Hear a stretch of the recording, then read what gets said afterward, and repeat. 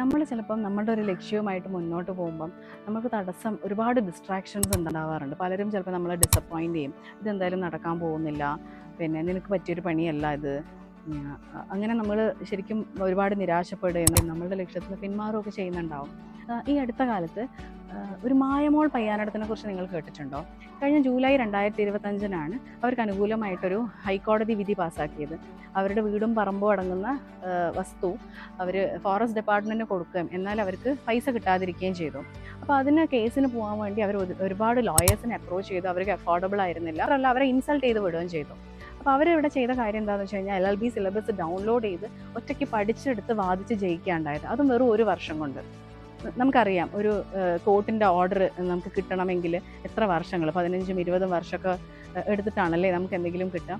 പക്ഷേ ഈ വ്യക്തിക്കാണെങ്കിലും അവരെ പിറകോട്ട് വലിക്കുന്ന, നിരാശരാക്കുന്ന ഒരുപാട് ഘടകങ്ങളുണ്ടായിരുന്നു. അവരുടെ ഫാമിലിയോ അവരുടെ നാട്ടുകാരോ റിലേറ്റീവ്സോ ഒന്നും അവരെ സപ്പോർട്ട് ചെയ്തിട്ടില്ല. പക്ഷെ അവർക്ക് അവരിലുള്ളൊരു വിശ്വാസമാണ് അവരെ ഈ ഒരു വിജയത്തിൽ കൊണ്ടെത്തിച്ചത്.